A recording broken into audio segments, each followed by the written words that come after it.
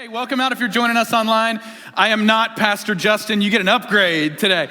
Hey, no, my name is Pastor Jeremy. I'm a pastor just east of Dallas. It is great to see so many familiar faces this morning. I'm a Tulsa boy. I've known Pastor Justin for 20-ish years. That's weird to say. 20 plus years, I think. I grew up, I was actually part of a church that he was at for a while. And I'm telling you, man, these are my people here in the room. You don't even know it. Come on, what you know about the Zingo at Bell's? Come on now. Promenade Mall, dropping $1 over there. Yeah, man, this is my stomping grounds. I was driving down 71st Street here earlier, and I was like, where did Just for Feet go? Y'all remember Just for Feet? Way too excessive for a shoe store, right? But really, man, it's great to be out here with you guys here today. And look, I know this. I know it because I went to Union High School. I was a terrible student, all right? I understand when the substitute teacher is in the house, it's easy to go to sleep, all right? It's easy to be like, all right, I'm tuning out. This is extra credit. This isn't gonna count. But I wanna challenge you here this morning. I know Pastor Justin is out, but when I was putting this one together, man, I felt so challenged by what it was that I was gonna be teaching here today. So I'm gonna encourage you, lean in a little bit. I really think that this will be a morning that you grow, that this isn't just some one-off message, but this could actually really impact your life. And I wanna talk to you today, ready? I wanna talk to you about why you are not happier. Why you are not happier. If you ask anybody, hey, what was the happiest day of your life? Usually we go to the mile markers in the road of life, right?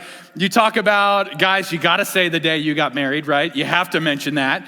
When she walked down the aisle, you gotta say something about that.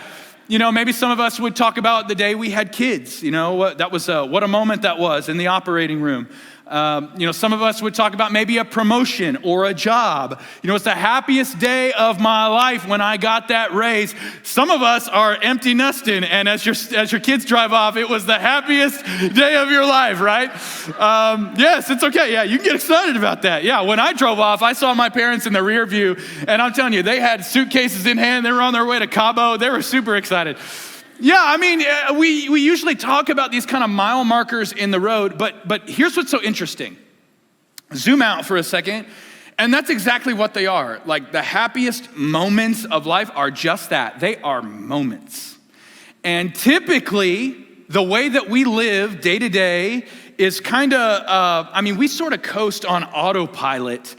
And it's not quite at the peak of the mountaintop. It's not quite in the bottom of the valley, but we're just kind of getting through it. Like, that feeling when you're on 169 and you're not quite present. You're just kind of like on your way to work, not quite caffeinated yet. You're not really sure what day of the week it is. That's kind of where we live. That's where we operate from.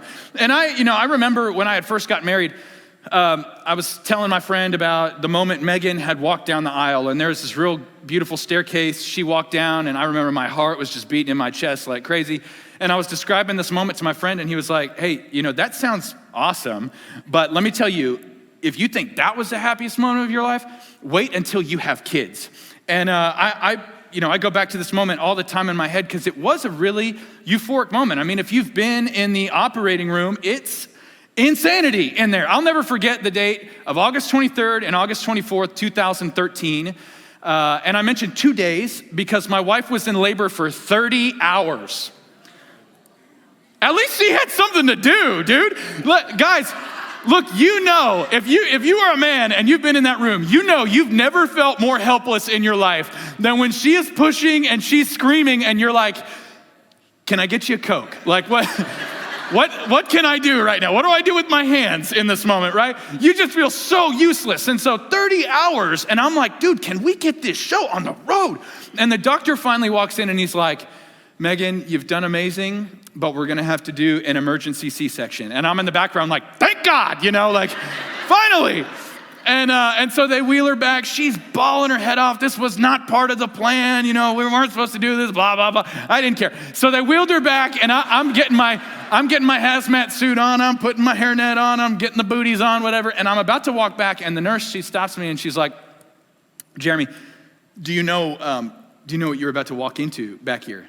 And she's like, do you know anything about emergency C-sections and how they're different than regular C-sections?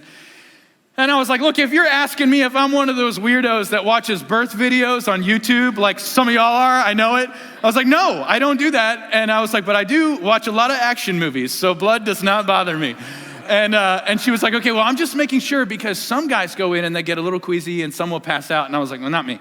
So she's like, well, whatever you do, just take care of yourself. When you walk in, do not look to the left because they've got some of this stuff happening. And I was like, yeah, sure, no problem. Well, the door opens. What's the first thing, right? What's the first thing I do? I'm like, and I turn to the left, and I just remember, no sooner did I lock in than my knees were like, and I start kind of like, whoa. And I just remember having this, very consciously, despite me being about unconscious, very consciously I thought, they took everything out but the baby. I was like, how? And so I've played Operation before, and it's not supposed to look like that. I walked to the back, and Megan, she's laying down, they've got her all stretched out and stuff, and she asked me, she turns over and she says, how do I look? And I said, amazing. And she said, really? I said, kinda. I was like, I think you're gonna be okay. And so there's that moment, right? Everything has led up to this, Foundations. Like, every mistake I've made, every promise I've made, every heart I broke, the broken road led me right here, people, all right? And the doctor reaches down and he looks at me from behind the curtain and he says, are you ready, Dad? And he reaches down and he grabs Emery Nicole Fisher. And just as he's pulling her out, I have in the back of my mind, I'm hearing those words. Jeremy, when you see her for the first time, your whole life is gonna make sense. You're gonna see your child, but then in her eyes, you're gonna see your children and your children's children, and you're gonna see your destiny. You're gonna figure out your purpose so quickly. And my heart is racing, and the doctor reaches down and he pulls her out, and here's what she looked like. This is her, this is Emery. I was like, oh my gosh! Put it back! I was like, there's been some kind of mistake. I was like, why was she born with a stink eye like that? Like, what was so bad in the womb that she came out so angry? And not to mention, but like, what is this claw thing that and the wrinkles on there? And I don't think your head is supposed to be aerodynamic like that. I was like, my first words, no lie, on the video as I'm recording, my first words to my child are, she's so ugly, but she's so beautiful. Oh, man.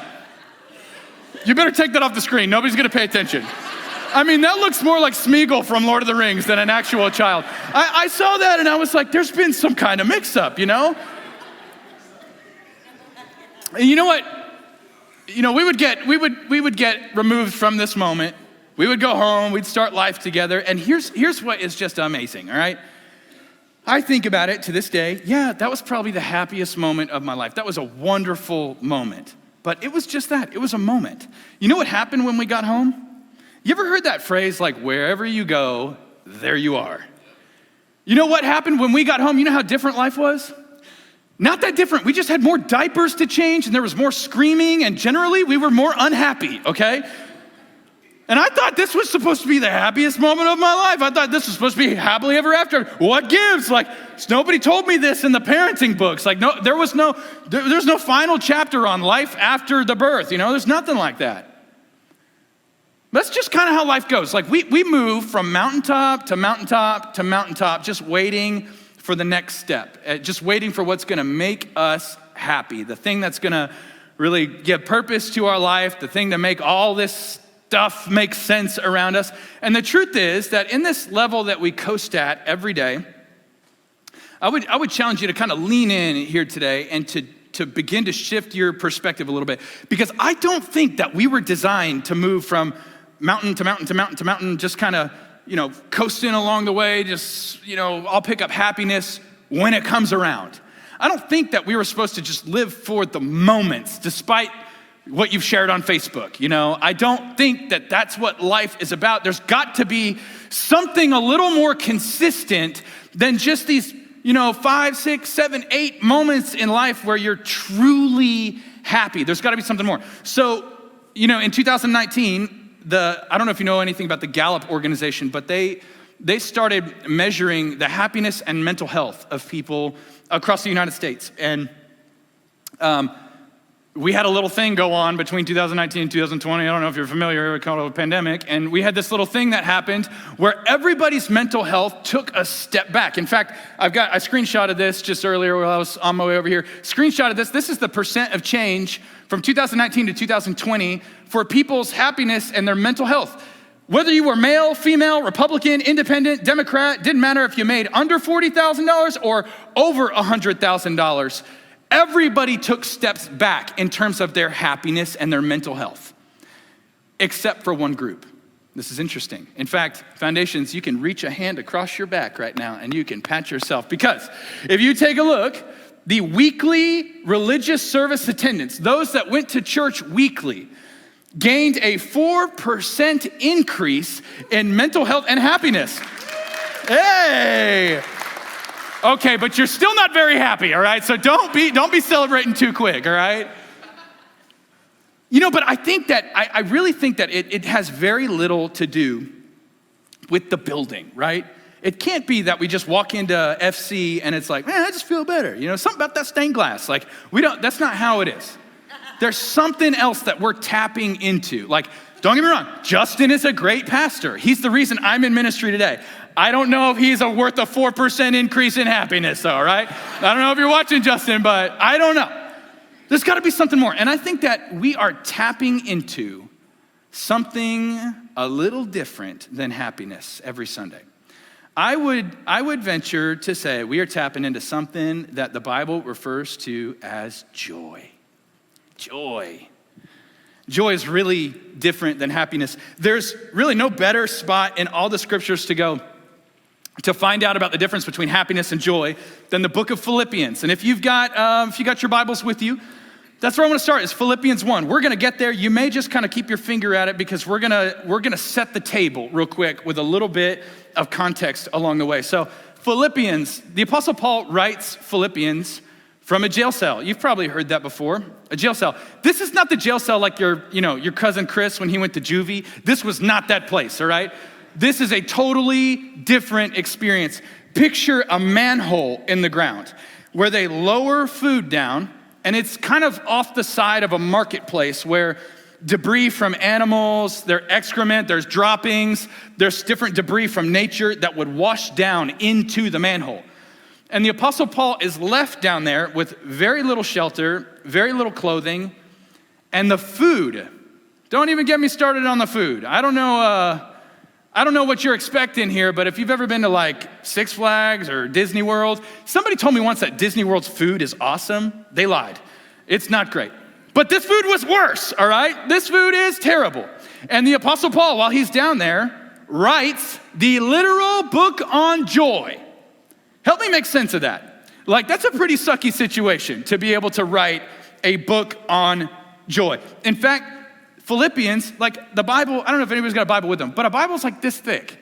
And Philippians is 2 pages in your Bible. And he mentions the word joy or rejoice 16 different times.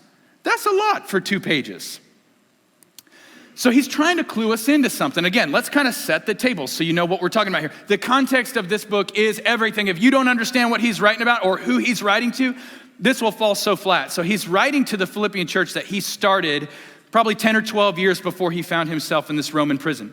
What ended up happening was the Apostle Paul had a dream one night. A man came to him and said, hey, Paul, come out to Macedonia. We need the gospel. And so Paul grabs Silas. They start heading towards Macedonia. When they get over there, they encounter this woman named Lydia. She was the seller of purple fabric. She was making a lot of money, a really lucrative living. And while she was there, she encountered Paul. She came to know Christ. They started the church in her household. And so one night, Paul and Silas, they left the church and they went towards the city square. And while they were there, they encountered this slave girl. Really bizarre story. This girl was possessed by a demon, and she had this nifty little parlor trick where when she encountered people, she could actually announce their future. She could tell their fortune, essentially. And so Paul and Silas walk into the city square. and they see this girl and she's like, these men come in the name of God. They come in the name of Jesus.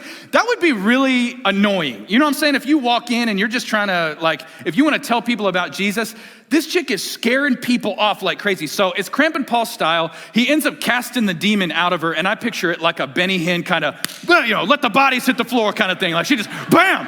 And so she falls over and the demon flies out of her.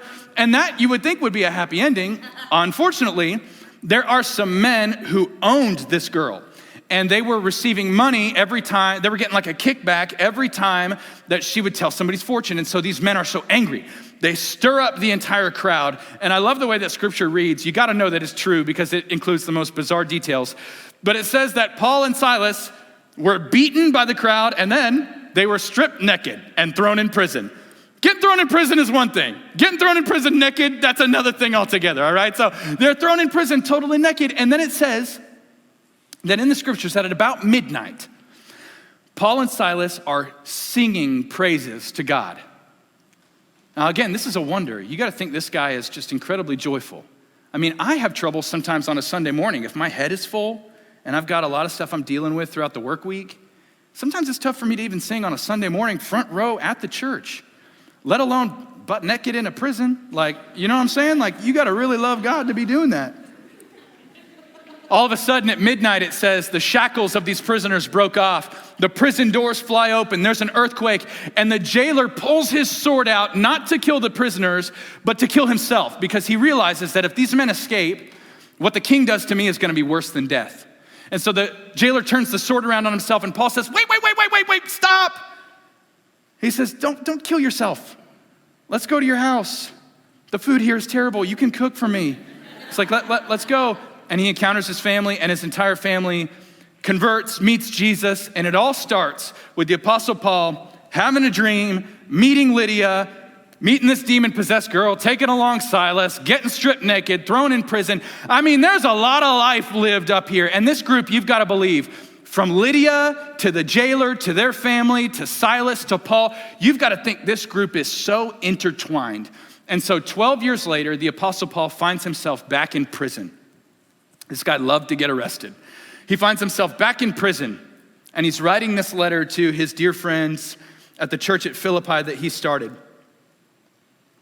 And it really, it's jarring, because when you know the circumstances under which he's writing to people that he loves, while he's kept in this manhole, some of these things don't make any sense. From an American circumstantial viewpoint, none of this makes sense. He's got to be tapping into something different than happiness. And so if you're taking notes this morning, write this down. This is a great starting point. Happiness is external. Joy is internal. Let's set the stage here. Here's the difference between happiness and joy. Happiness is external.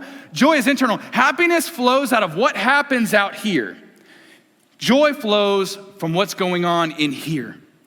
I mean, think about this. Everything could be going to hell out here while heaven is rising up in here. The Apostle Paul says this. He says in 2 Corinthians 4:16, we do not lose heart. Though our outer self is wasting away, our inner self is being renewed day by day. And then again in 2 Corinthians 4, he says, this light momentary affliction is preparing us for an eternal weight of glory beyond all comparison. Isn't this crazy? He calls trouble light and momentary. Again, I'm so sorry I keep saying this, but if I'm naked in a prison, that is not light, all right? That's a heavy ordeal. I would be very ashamed if my friends and family were on Facebook saying, did you hear about Jeremy? Yeah, arrested, naked. I would be like, don't share that, right? Don't let that go viral. But he says, light and momentary affliction. It's because happiness is an external thing. Joy is an internal thing. He had something going on. He had heaven rising up on the inside of him. And I know it, and I know you know it too, if you've ever experienced something like this before. I flew to Beirut, Lebanon during the height of the Syrian refugee crisis. And when I went over there, it challenged everything I ever thought about the Middle East. We were working with a church there where they were taking in these orphans. I mean, essentially these children who have crossed the Syrian border with no parents, no protection, nobody to give them food or shelter. And they brought these children into this church, and they were hiding the children in the upper room of this church. And they were hiding them from people that literally wanted to murder them. Innocent children. And while I watch these kids in the upper room of this church, there I am, I'm at the back, and I'm watching them share meals with one another. I'm watching them laugh. I'm watching them sing songs. And I remember thinking to myself, like, if I were to ask them if they were happy, I mean, they'd probably say no. They'd probably say, I miss my mom, I miss my dad. They'd probably say, I'm scared. But what came next, to this day, Foundations, I will never forget it. I got a video of it here. I don't know if you grew up in church, but I don't know Arabic. But I still have so many jingles in my head. Like, I remember Father Abraham, and he said, like, I'm 30 years removed from hearing that song for the first time, and I still remember it to this day. Well, I remember being in Beirut, and when they started this little jingle, I wept. Oh, I cried so hard. Here, I've got a video of this here. See if you can figure this out, what they're saying in Arabic.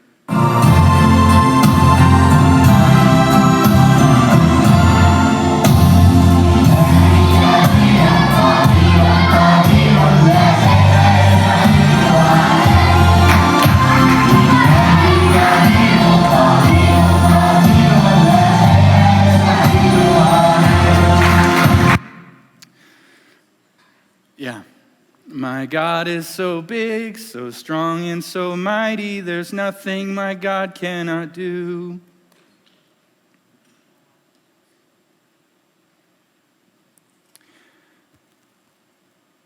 Man, I was at the back of the room just frozen, thinking there are 5-year-old kids who have a better grasp on joy than Pastor Jeremy. I mean, God, have mercy on my soul. I am more American than I am Christian, I think. And it's because happiness is an external thing. Were they happy? Probably not. Were they joyful? You bet. Joy can rise up within. Things on the outside don't have to be perfect. In fact, it's the second thing, if you're writing this down, is that happiness is based on circumstance. That's a big difference here, is that happiness is based on your circumstances. In fact, happiness, like the beginning of the word, hap, that's the root word there. It's a Latin word. It's the word hap, which means luck. And that's kind of how it is, right? Like, sometimes you just have a lucky day, man. Sometimes, the stoplights are all green and you can just fly right through them, right? Sometimes there's no wrecks on 169 on the way to work and you just whoosh, right over there, right? Sometimes life just, it feels good. It feels good. But if you wait, and this is typically what we do, we typically wait for that sort of thing to roll back around. When we have the kid, when we get the promotion, we say, I'll be happy whenever we get married. I'll be happy whenever I get out of this house. I'll be happy whenever I get the job. Let's back up real quick, okay? Let's do a little social experiment here. Let's get in our DeLoreans, go back in time real quick. Do you remember when you were 16 years old? You remember this? I know for some of us it was longer than others, but do you remember when you were 16 years old? Do you remember what you kept telling your parents? Mom, Dad, if I can just have this, I'll never ask for anything ever again. You remember what it was? A car, right? If I just have a car. I remember I went to my parents and I'm asking them, Mom, Dad, I'll do anything. I'll be happy. I'll never ask for anything. I'll keep my room clean. I will be nice to my brother. I'll get a job. I'll do whatever. And at night, when I'm going to bed, I'm praying, God, if you would just give me a car, I promise you, I'll never ask for anything ever again. Well, God is so good, he gave me a car. Unfortunately, it was not the one I wanted. I've actually got a picture of it here. Here it is. It was a 1988 Honda Accord. Come on. Yes, the ladies love me. The only person at Union High School who had a worse car than me was John Watkins. Where's he at? He had a Cutlass Sierra, Oldsmobile. So as long as I got to walk around and be like, well, at least I'm not that guy, right? I got that car and I remember thinking, God, why? This is not what I wanted. And so a couple years goes by and the sting of defeat kind of goes away, whatever. You're 18 years old now. You think, God, if I can just get out of this high school, God, if I can get the grades, God, I promise I'll never ask for anything ever again. And so what do you know? You made the grade, you end up graduating. But then you think to yourself, man, God, plenty of people end up graduating high school. I mean, if I could just get into college, now that, I don't know how that's gonna happen, God. I don't have the money, I don't have enough scholarships, but wouldn't you know it, God provides, and you end up taking the next step and you go to college. Well, then you get into college and you're like, God, I'm not as happy as I thought I was gonna be. In fact, there's plenty of people that go to college and they told me I just needed a degree and I could get any job I wanted, but they lied to me. God, what I need now is I need to graduate and get a job. And so, wouldn't you know it, God is so merciful, God is so good. You graduate and you get that job and you find yourself in a place where now you're working for a living and you're making money, but you think to yourself, God, I'm still not happy. I don't make any money. I'm a peon. Like, my boss treats me so bad. My boss sucks. Please, if I could have any other job in the world and if I just get that promotion, and sure enough, God is so good, he gets you that promotion and you're like, God, but here I am. I'm making so much money now and I'm alone. If you would just send the right person, I promise I'd be happy. I'd never ask for anything ever again. And so God sends the right person, right? You guys get married and you're like, God, she's terrible, right? This is not what I asked for. This is not what I wanted. And then you think to yourself, you know what? If we could just have a baby, then I'd be happy. Yes, and then you have kids and you're like, God, I want to sell them on Craigslist. Like, please. So you take another step and you're like, God, I'd do anything to just get these kids out of the house. Please. And so then your kids graduate, right? And then you're like, God, I'd do anything to retire. And finally you retire and you look back on your life. And from the moment you were asking for a car at 16 years old to where you're at now, retired, all you've done is pass your happiness and pass your joy off to the next phase of life, off to the next season of life. And you know what? I am certain that we've got some ladies in here that are guilty of this, but men, we are the worst. We are the worst about, well, if I can just get the promotion, if I can just climb another rung on the ladder, if the business will just grow to here, if that boss will just go and have a heart attack, if all these different things, like if I could just get to the next step, then I'll be happy. And the problem is that you're just not growing, you're just not thriving. You're just living, kinda. My son Zeke, our middle child, he's 5 years old, he's beautiful, just a beautiful boy. He's born with a lot of health problems. And he's on the autism spectrum, and he was born failure to thrive. I don't know if you know anything about this, but that happens for a number of reasons. But when Zeke was born, he was just really frail. He was not growing.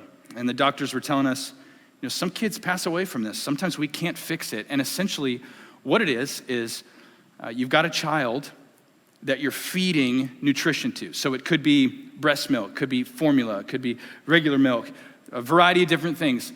But what you're giving them is not causing them to grow. It's just not happening the way that it should. And so despite pumping our guy full of nutrition, he just was not growing. And so thank God we moved past that season. I mean, it was a pretty short stint. It was scary, but it was short. But the truth is, when it comes to your joy, Foundations, you are so failure to thrive. How many times has God needed to come through to show you that he's good, he's gonna take care of you, and you can just leave it up to him? How many times has he needed to provide the car, provide the girl, provide the income, provide the next step, provide the child, provide for your dreams, provide the home, provide the, whatever, you name it. How many times has he gotta come through? And yet you and I just aren't happy. We're not growing. It's like, you've given us everything that we want, God. We got a roof over our head. We got 3 square meals. Like we're feeling good. We're healthy. And yet, when it comes to joy, failure to thrive. And I did mention this in first service. I wish I would have. But some of you are looking at me like, what's the big deal? Like, it's not like, if I'm not joyful, is that really like sinful? Is that big of a deal? Like, what if I just don't like to smile that much? What if I'm just not a positive person? Well, you're missing the mark a little bit. But in the 10 Commandments, when God lines the 10 Commandments out, the last commandment when he says, thou shalt not covet. You know the word for covet? This is so interesting, man. This will preach. The word for covet in Hebrew, it's the Hebrew word to pant. Like I gotta have it. Like, not like pants, not that, all right? But like pant, like I got it, I want it, I need it. And so you may say, well, it's not murder. It's not stealing. Well, it sort of made its way into the 10 Commandments. So I'd say it's up there, Foundations. We're failure to thrive. When it comes to joy, when it comes to just having that steady joy. Steady, we're like this, man. Like, I'm happy today, depressed tomorrow, happy today, mad today, like just all over the place. And so I want to remind you of a couple things as we move forward here. And I really know of no better illustration for this third point before we get into this text here. But write this down. Happiness happens by chance. Joy happens by choice. Happiness happens by chance. Joy happens by choice. So you may have heard this name before, but I really do not know a better story to illustrate this than the life of a man named Horatio Spafford. And if you grew up in church, he is the author of one of the most beloved church hymns that we sing as a church. For 150 years now, this song has stayed alive. And basically, it all started one day with a man named Horatio Spafford. He had 5 children, 1 boy, 4 girls, and his son one evening contracted scarlet fever, and he ended up passing away. And so, reeling from that grief, he really dove into some investments and businesses, just trying to heal a little bit. And all of a sudden, in the city that he lived in, fires swept across Chicago and burned down lots of his investments. So he had lost a child, he had lost his business, and again, just trying to heal from that white-hot grief. His pastor got in touch with him and he said, hey, Horatio, I'm gonna be preaching in England. Why don't you get your wife and the girls? Let's get on a boat and you guys can come spend some time with us and just heal. Just take a little vacation. So Horatio obliges. He gets his family on the boat. They're about to set sail when he has a business thing that he has to handle. And he tells his wife, he says, honey, I'm gonna meet you on the next boat over in England. He kisses her goodbye and the ship sets sail and he goes back to handle some business. Well, on the voyage, the ship collided with another boat and it sank, and Horatio lost all of his daughters. All 4 of them drowned at sea, and his wife was the only one saved. She actually would write a really famous telegram back to him. It just had 2 words, and it said, saved alone. And getting this telegram, he hops on a boat, and he heads toward England as fast as he can to be with his wife. And while he's on the boat, the captain of this ship goes to him, and he says, hey, Horatio, we're actually about to cross the very spot in the waters where your daughters went down. And he said, if you'd like, I can anchor down and you can spend some time with God on the top of the ship. Horatio said, yeah. So they dropped the anchor. Horatio went to the top and he wrote the lyrics to this song while staring down into the waters.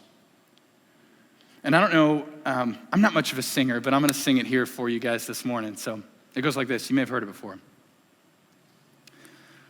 When peace like a river attendeth my way, when sorrows like sea billows roll, whatever my lot thou hast taught me to say, it is well, it is well with my soul.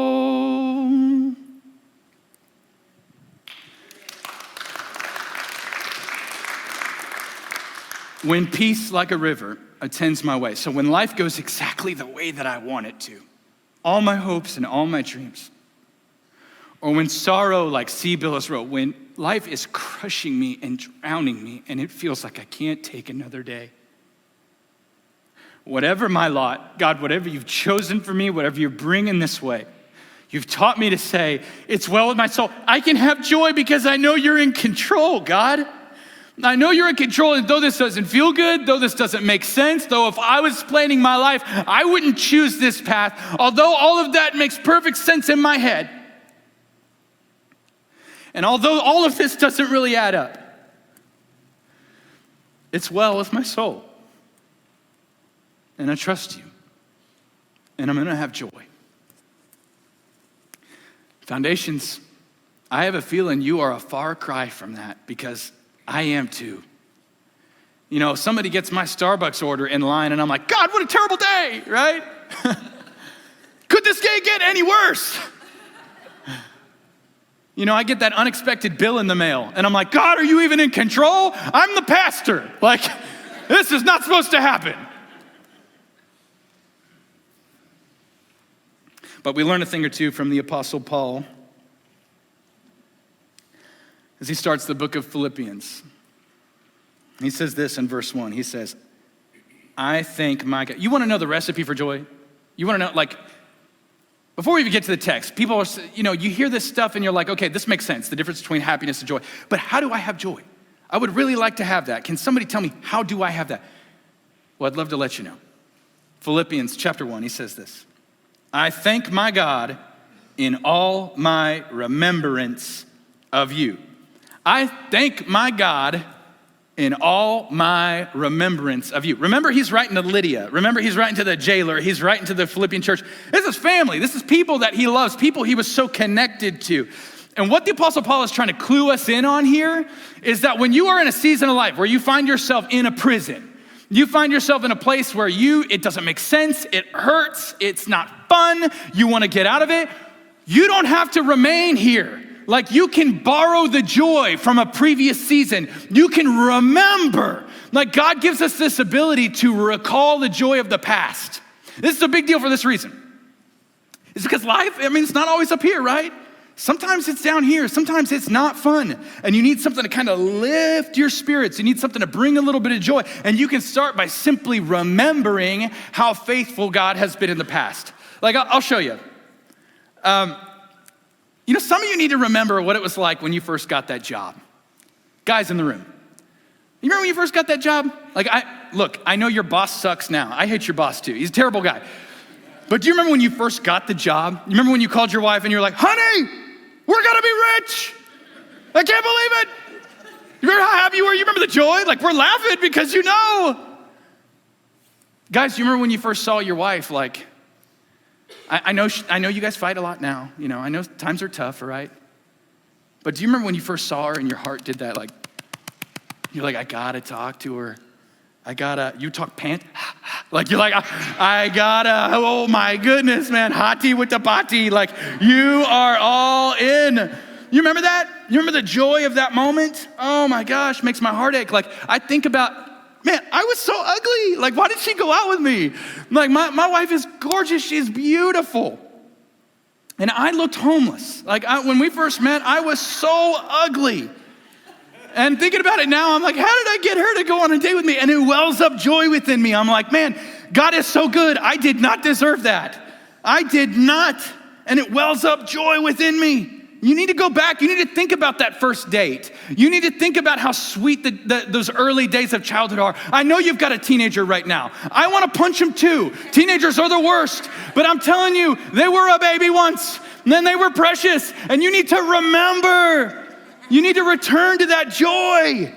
You need to go back to it. Like, that's a weapon that you have in your arsenal. Instead of, like, I don't know about you, but when I think about the future, I'm like, oh my gosh, man, I'm gonna be stuck in this job forever. I'm gonna make this amount of money forever. I'm stuck here. This isn't working out. This isn't working out.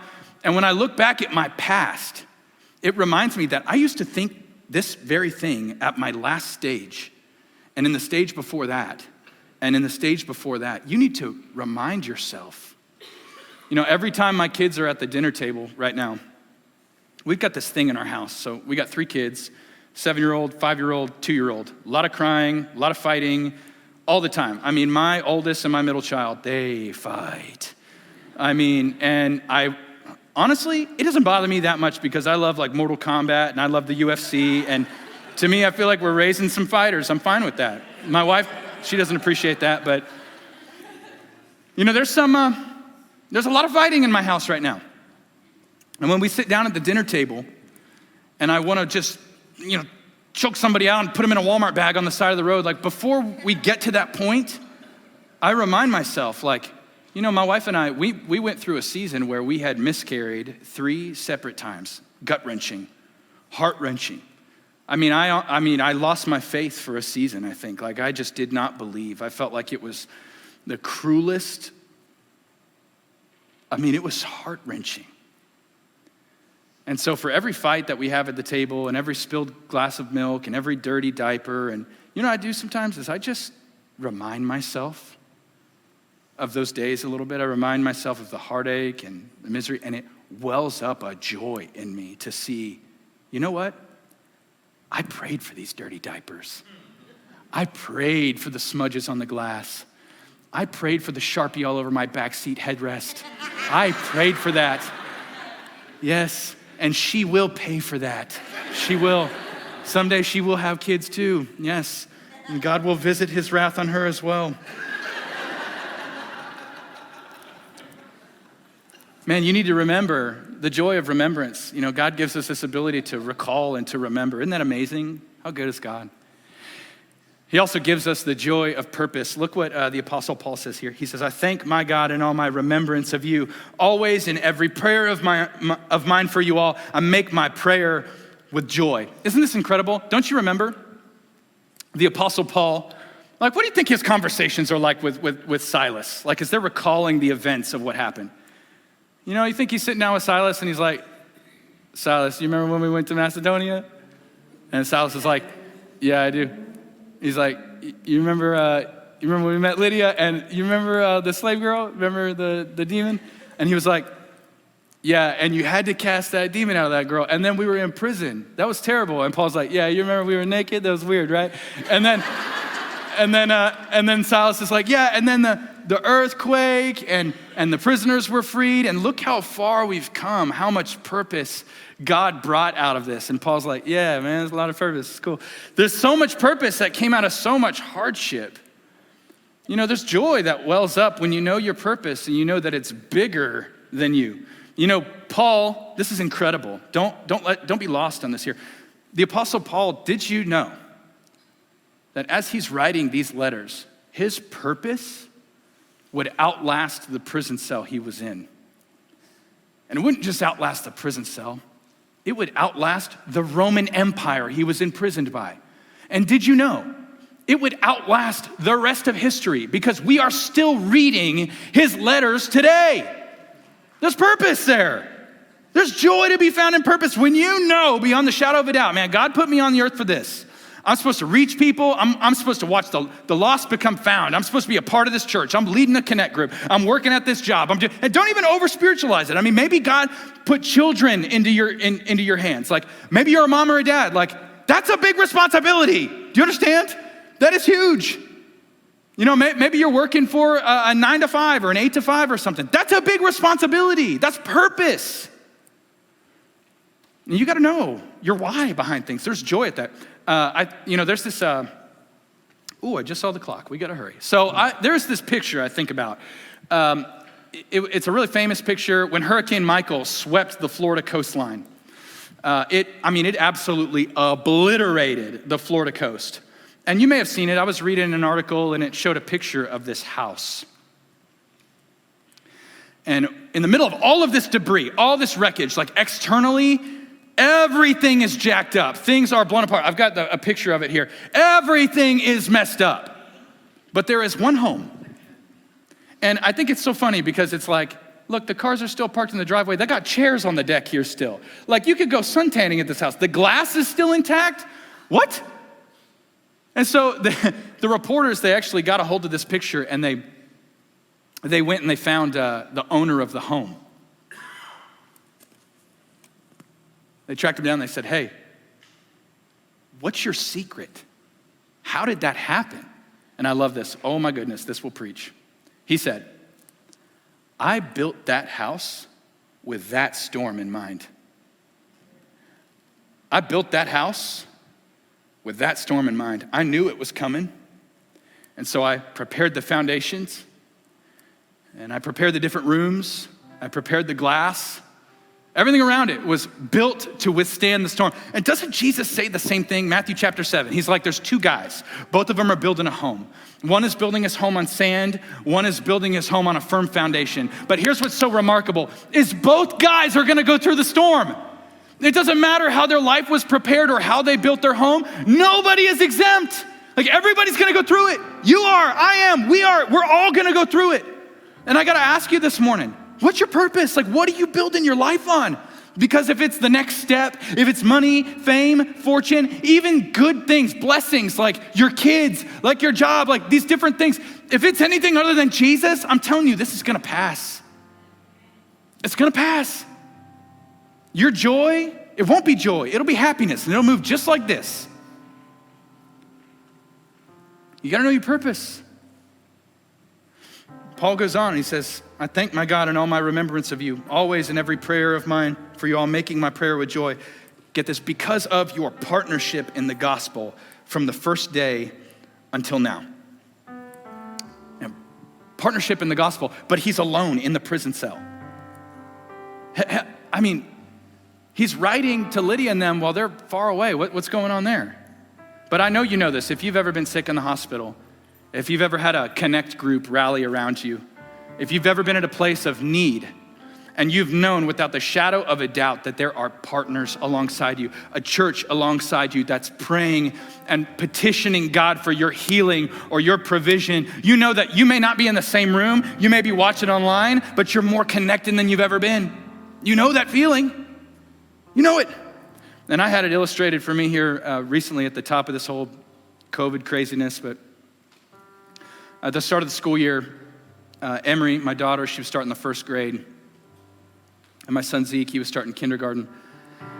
And Zeke, he has a really hard time when things are not routine. Like I mentioned, he's on the spectrum, and so he does his stemming, his version of kind of grounding himself, is he tremors a lot. My son will tremor when he's real stressed out, and he'll fidget his hands, and we call it buzzing in our house. Zeke is buzzing.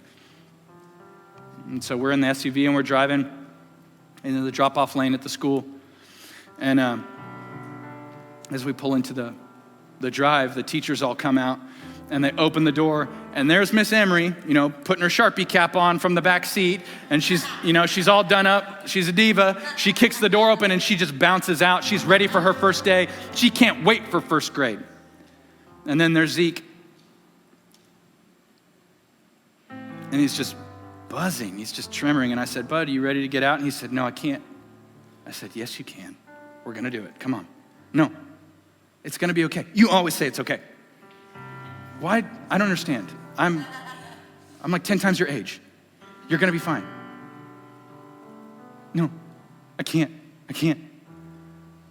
And I thought, all right, we're going to have to go the virtual route. Like, we're going to have to drive back home and get the iPad. The kid's not going to do it. But I'll never forget this, man. My daughter, she turns back around. She starts running for the car. She leans back in the door.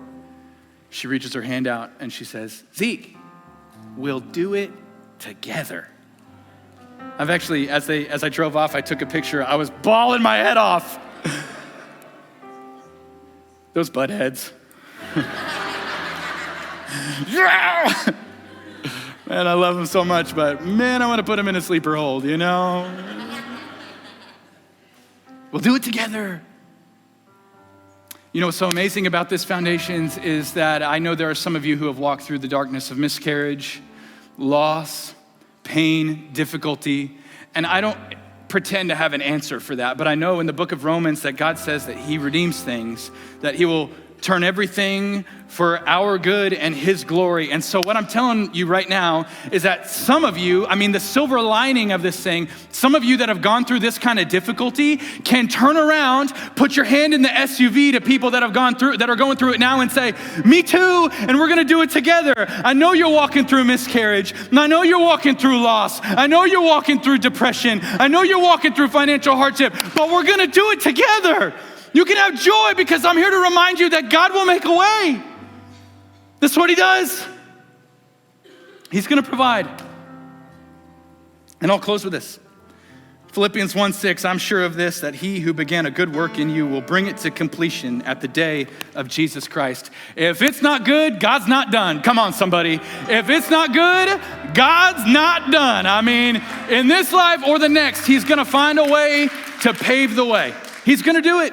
And so I'm telling you right now, the silver lining again to all of this is that if you feel like, man, life didn't really go the way that I wanted it to, stick around. Because if it's not good, he's not done. And in this life or the next, I promise he's gonna make your joy complete. Let's pray. Father God, come before you right now, just in a place of humility, knowing that we have chased down happiness in all kinds of realms, God. We've gone to the workplace, we've gone to a person, we've gone to drugs, we've gone to parties, we've gone to all sorts of different things, money and status, and none of it fulfills. And right now, God, with every head bowed and every eye closed, if you were in this place right now and you would simply say, Jeremy, I need to get my relationship back on track with Jesus. I need to put my faith in Jesus for the first time. Or simply, Jeremy, I just need joy. I promise you, you will not ever experience joy if you do not know Jesus. It's impossible. But if that's you this morning, I want to ask you to just take a little leap of faith here and lift your hand on the count of 3 and let me pray for you. I won't bring you up to the front, nothing weird like that, but let me ask you on the count of 3 to slip a hand in the air. 1, 2, 3. Is that you this morning? You'd say, I need joy, Jeremy. I need to get my relationship with Jesus back on track. I got to start believing some things. Yeah, I see it. Yeah, I see over here on the sides. Yeah. Is that you? Let's not miss this moment. Is that you? Man, I think God sees a hand and he changes a heart. Jeremy, I need joy. I need it. I need Jesus. Is that you? If you lifted your hand right now, maybe you're online watching, would you repeat this prayer after me and mean it? Father, God, I'm sorry. God, there's so much that I've messed up on, and I've chased happiness in all corners of the world.